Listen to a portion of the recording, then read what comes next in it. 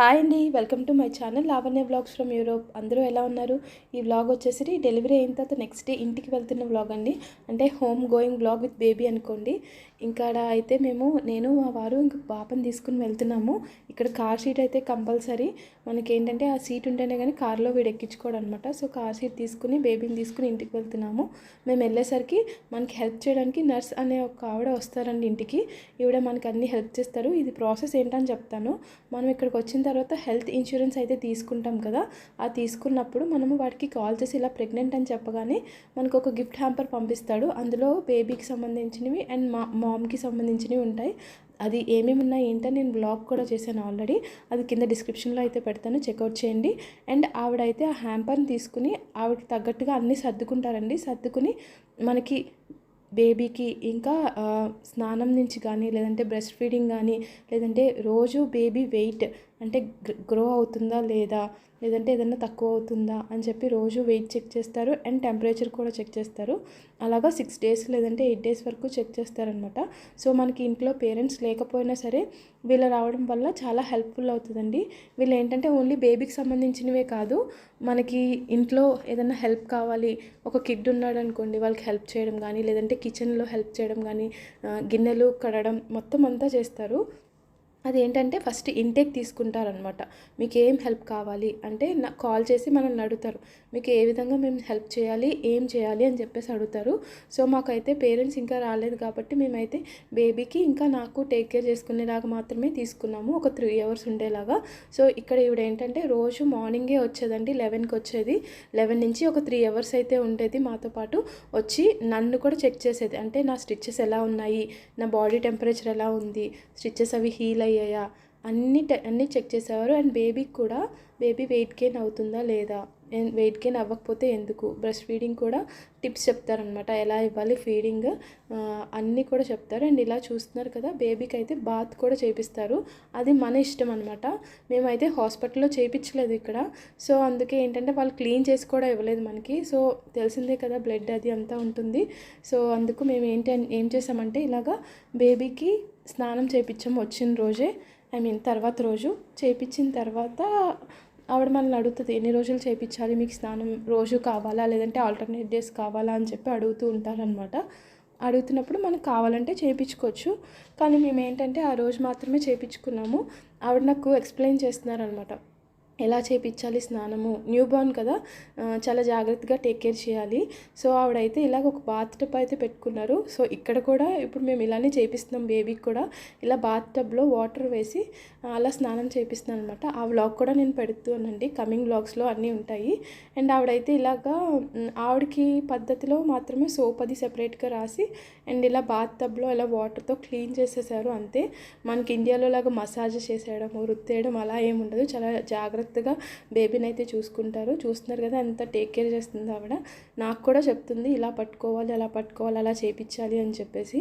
So ఈ tips అన్నీ మనకి పేరెంట్స్ లేకపోయినా, ఒకవేళ వాళ్ళు రావడం లేట్ అయినా సరే వీళ్ళు చూసుకుంటారు కాబట్టి మనకు ఒక 6 days కొంచెం నాకు కూడా చాలా రెస్ట్ దొరుకుతుంది.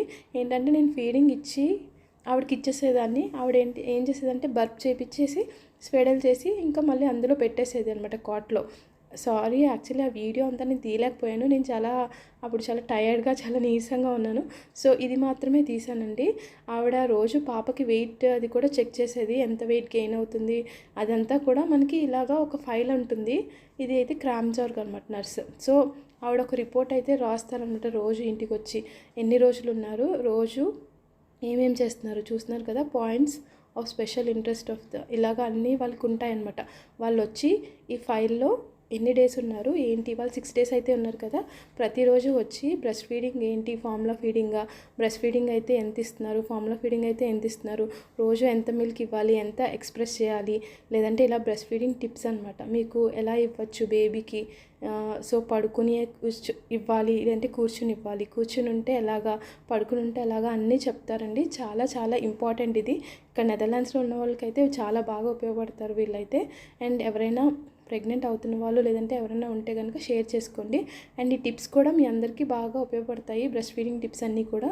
సో అందుకే నేను ఆ ఫైల్లో కూడా మీకు అన్నీ చూపించాను అనమాట. సో మీ అందరికీ యూజ్ అవుతుందని అనుకుంటున్నాను. అండ్ నెక్స్ట్ వచ్చేసి ఆవిడ నాకు ఈ బ్రెస్ట్ పంప్ ఒకటి రిఫర్ చేశారండి. అంటే స్టిమ్యులేట్ అవ్వడానికి బ్రెస్ట్ మిల్క్ పంప్ చేసుకోమన్నారు నన్ను.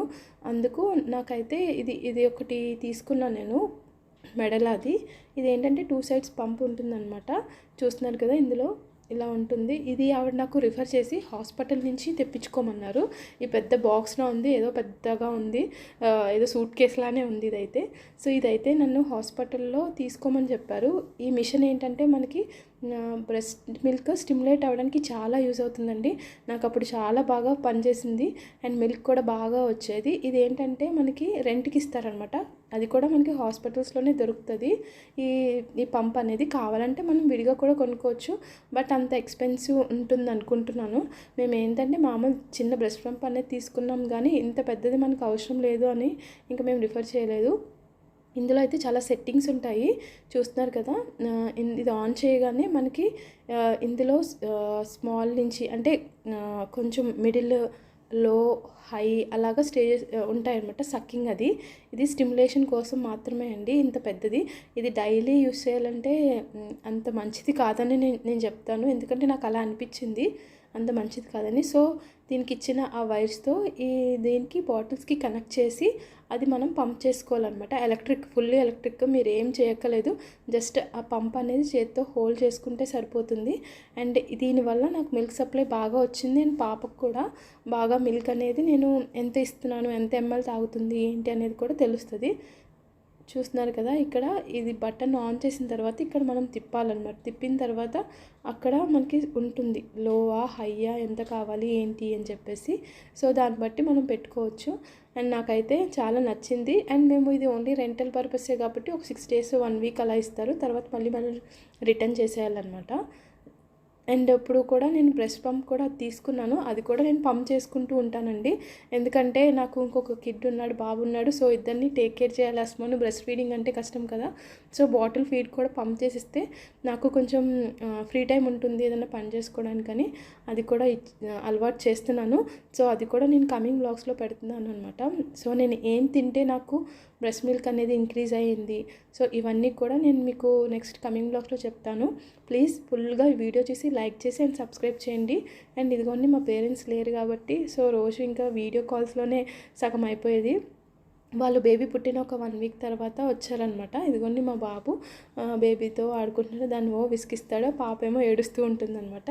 సో స్టార్టింగ్ డేస్ అంతా ఆల్మోస్ట్ ఇలానే అయిపోయిందండి, కానీ ఆ నర్స్ ఉండడం వల్ల చాలా చాలా హెల్ప్ అయ్యింది. సో ఈ వ్లాగ్ మీ అందరికీ నచ్చుతుందని అనుకుంటున్నాను. And thank you so much for watching.